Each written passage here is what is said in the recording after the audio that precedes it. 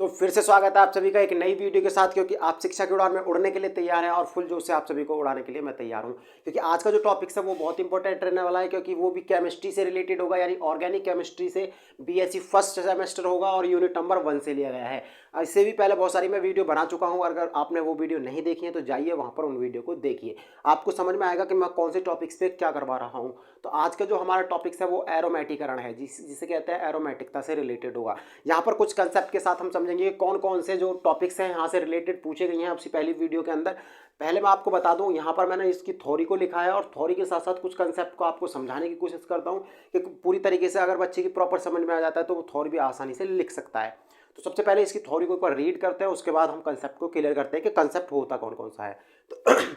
तो समझते हैं, एरोमेटिक जो होता है वो एक चक्रीय यौगिक होता है। कैसा होता है? यानी रिंग की वे में होता है। आपको याद रखना कैसी वे में होता है? रिंग की वे में होता है, यानी कि पूरी तरीके से वो क्लोज होगा। या तो वो इस तरीके से भी हो सकता है, या रिंग की वे में बोले तो यानी कि वो इस तरीके से भी हो सकता है, किसी भी तरीके से किस फॉर्म में भी हो सकता है, इस फॉर्म में भी हो सकता है, ट्रायंगल की फॉर्म में भी हो सकता है, लेकिन होगा वो चक्रीय यौगिक। कैसा होगा?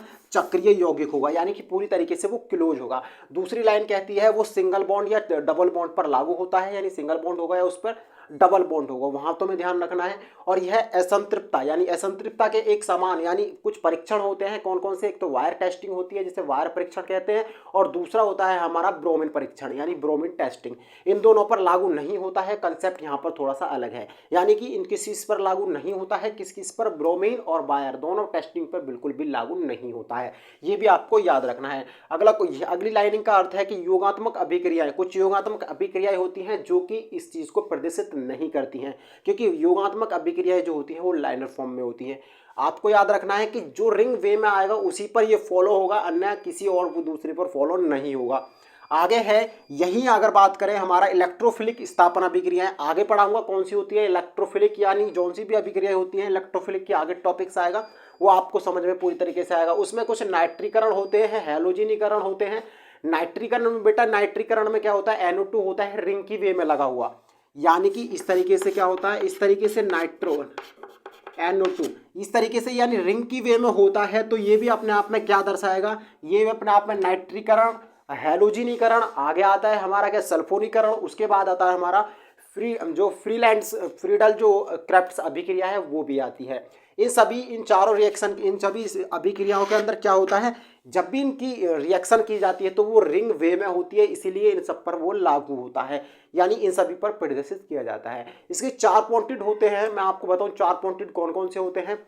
देखो, पहला पॉइंटेड होता है, 3 पॉइंटेड होते हैं। यह एक चक्रीय यौगिक तलीय हो सकता है, मैंने बताया रिंग वे में होता है, यानी कि प्रॉपर वे में, यानी रिंग की ही वे में होगा, दूसरा एक्सटर्नल में नहीं होगा।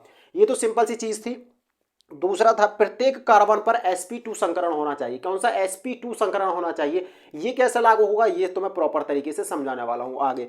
अगला है यह चक्रीय, यानी कि पाई ऑर्बिटल में क्या 4π2 जो हमारा पाई बॉन्ड है ये लागू होना चाहिए, और n की जगह पर यहाँ पर जो n आएगा, सॉरी यहाँ पर n आता, यहाँ पर n आएगा, क्या आ जाएगा? n आएगा। n की जगह पर 0 1 2 3 4 यानी कि कितने भी 100 तक नंबर्स आ सकते हैं जो आपके, यानी कि कार्बन यानी आपकी स्ट्रक्चर के अंदर दिए हों, ये भी आपको याद रखना है। इस सभी को मिलाने के बाद इसको कहते हैं हुक्कल का नियम, यानी हुक्कल नियम। अब मैं आपको समझा देता हूँ यह किस किस पर लागू हो सकता है, किस किस पर लागू नहीं होगा। ये भी आप सभी के लिए इंपॉर्टेंट रहता है। यहाँ पर हमारे पास कार्बन है, यहाँ पर भी हमारे पास कार्बन है, यहाँ पर मैं आपकी बेंजीन को फॉर्मेट करता हूँ, यानी आपकी बेंजीन को बना रहा हूँ, ये भी आपको ध्यान देना है। तो सबसे पहले मैंने आपकी बेंजीन की स्ट्रक्चर बनाई, और बेंजीन की स्ट्रक्चर के साथ साथ मैं आपके पूरे बॉन्ड बैठा देता हूँ, क्योंकि आप सभी को पता है एक बॉन्ड छोड़ करके एक बॉन्ड लग जाता है। यहाँ पर हमारे पास क्या होगा? हाइड्रोजन। सभी के पास क्या होता है? एक हाइड्रोजन छिपा हुआ रहता है। तो यहाँ पर पूरे हाइड्रोजन शो करते हैं हम, और जैसे ही हम पूरे हाइड्रोजन को शो करते हैं तो यहाँ पर हमारी पूरी जो बनकर तैयार हो जाती है वो हो जाती है हमारी कौन सी? बेंजीन की स्ट्रक्चर। अब इसके कंसेप्ट से समझाने वाला हूं कि पूरी थ्योरी का। तो पहली बात तो ये कैसी होगी? चक्रीय यौगिक हो गया, यानी कि कैसा? चक्रीय यौगिक हो गया, इन चारों तरफ से बंद हो गया, उसी चक्रीय यौगिक कहते हैं जो चारों तरफ से बंद हो। अब यहीं पर देखो बेटा, मैं एक चीज बताता हूं, जहां पर डबल बॉन्ड होगा, जहां पर डबल बॉन्ड होगा वहां पर क्या होगा? हमारा एक कंसेप्ट है, थोड़ा सा उसे लिख लेते हैं।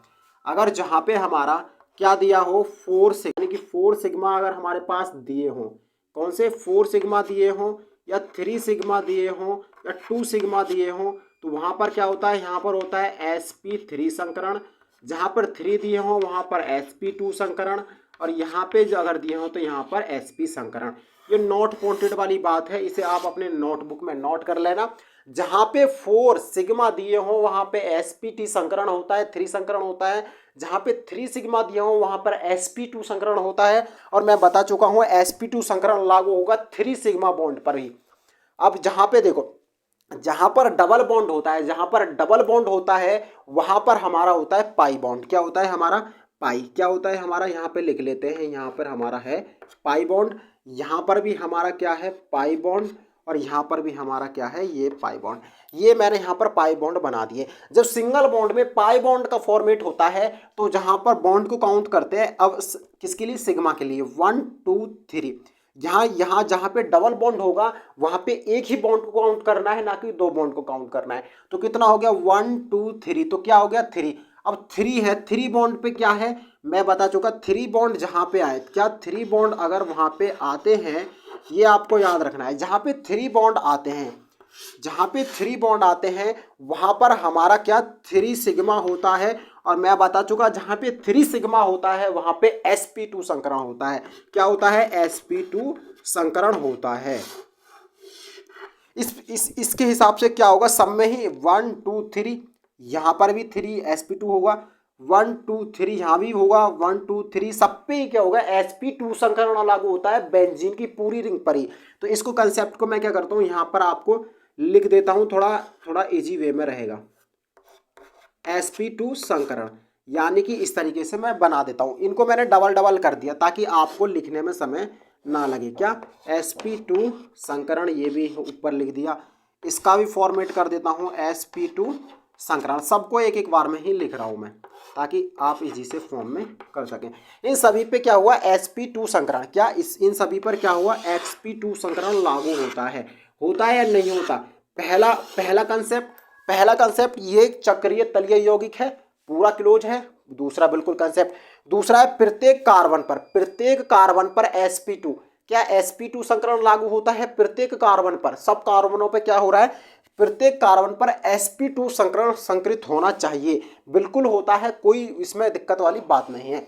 अगला क्वेश्चन है, चक्रीय यौगिक में पाई ऑर्बिटल में क्या आना चाहिए, 4n+2 पाई बॉन्ड लागू होना चाहिए। यहाँ कंसेप्ट को थोड़ा सा समझ लेते हैं। एक काम करते हैं, रब को थोड़ा ऊपर से थोड़ा इसको रब कर लेते हैं, इसकी डेफिनेशन को, क्योंकि नीचे के पॉइंट इंपॉर्टेंट है आप सभी के लिए।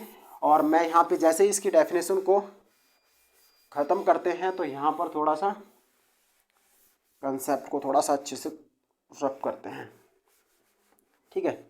अब क्या था, अब क्या कह रहा है, ये लागू कौन सा होना चाहिए, लागू होना चाहिए 4n+2, इस पर लागू होना चाहिए। देखो बेटा, पाई की वैल्यू देखो, पाई की वैल्यू कितनी है, 1 2 3, कितनी है 3। तो क्या करेंगे, 4n बराबर मानेंगे, क्या मानेंगे, n बराबर जितने हमारे पाई बॉन्ड होते हैं उतने ही यहाँ पर लिखे जाते हैं। n बराबर क्या हो गया, 3। तो करेंगे पुट वैल्यू, क्या, पुट इन वैल्यू, क्या करेंगे, पुट इन वैल्यू, ये आपको लिख लेना है। पुट इन वैल्यू को जैसे ही लिखेंगे 3 + के 2, क्या करेंगे, जैसे ही इसको करेंगे कितना हो जाएगा, 12 + के 2 = 14। अब 14 कैसा है, एक ऑड नंबर है यानी सम है या विषम है, तो ये हमारे आप में सम है, और सम आता है तो हमारा एरोमेटिकता को दर्शाता है, रिंग वे को दर्शाता है, फॉलो करता है।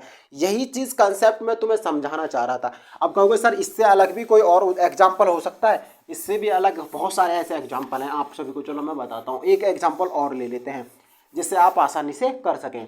देखो एक एग्जाम्पल और ले लेते हैं, यहाँ कर लेते हैं हम इस वाले एग्जाम्पल को। इस तरह से आपको दे देगा, सिंपल वे में दे दिया आपको एक ट्रायंगल पे आपको दे दिया, यहाँ पर क्या, यहाँ पर दे दिया आपका, क्या दे दिया, देखो डबल बॉन्ड। अब इसको ही मैं कैसे लिखता हूँ, इसको ही हम 2 वे में लिख सकते हैं, खोलने के बाद इसको 2 वे में लिख दिया मैंने। क्या, डबल बॉन्ड वही चीज है, देखो यहाँ पर भी एक हाइड्रोजन छिपा हुआ, यहाँ पर क्या है, यहाँ पर 2 हाइड्रोजन छिपे हुए हैं, और यहाँ पर भी एक हाइड्रोजन छिपा हुआ। अब देखो यहाँ पर क्या होगा, 1 2 3 4, क्या होगा, मैंने बताया था जहाँ पे sp यानी कि थोड़ा नीचे लिखते हैं, sp3 संकरण आएगा, वहाँ पर 4 सिग्मा होंगे, 3 सिग्मा कहाँ पर होंगे, जहाँ पर sp2 संकरण आता है और 2 संकरण आएगा तो क्या आ जाएगा वहाँ पर sp संकरण। अब बेटा यहाँ पे कितना होता है, यहाँ पे क्या होगा 1 2 3, इस कार्बन के पास क्या होगा sp3 संकरण होगा, इस कार्बन के पास क्या होगा, इस कार्बन के पास sp2 संकरण होगा। यहाँ पाई बॉन्ड लागू होता है 1 2 3 4, यहाँ पर क्या होता है sp2 संकरण। तो क्या बन सकता है, पहली बात तो नहीं बनेगा क्योंकि sp3 संकरण आ गया। वैसे चक्रीय यौगिक तो माना गया है। अब देख लेते हैं एन वाले फॉर्मूले को। पहले स्टेप में तो नहीं बनना क्यों, चक्रीय यौगिक तो है, पहला स्टेप तो पूरा क्लियर है। दूसरा स्टेप हमारे पास में sp संकरण है, sp3 संकरण आता है, थोड़ा सा डाउट में है। आगे तीसरा स्टेप देख लेते हैं कौन सा होता है 4n+2। क्या 4n+2 कितना है 4 + n1 आएगा, क्या आएगा 1+2। तो 4 एक प्लस और 2 = 6 आता है। क्या हो सकता है, क्या हो सकता है, हो सकता है, इसमें कोई डाउट वाली बात नहीं, प्रॉपर तरीके हो सकता है क्योंकि sp2 संकरण को क्लियर करने के लिए बॉन्डिंग सिस्टम आवश्यक होती है। ये चीज़ें मैं तुम्हें समझाना चाह रहा था, या आपकी एरोमेटिकता यानी एरोमेटिकरण को मैं समझा चुका हूँ पूरा। इसके बाद जो नेक्स्ट वीडियो आने वाली है वो रेजोनेंस की होगी यानी अनुनाद की होगी। पर डे आपकी वीडियो को मैं डाल रहा हूँ, आप जा करके उस चीज़ को रेगुलर देखते रहें ताकि आपको पूरा नोटिफिकेशन मिलता रहे। तो इसी साथ मैं अपनी वीडियो को पूरी तरीके से खत्म करता हूँ। जय हिंद, जय भारत।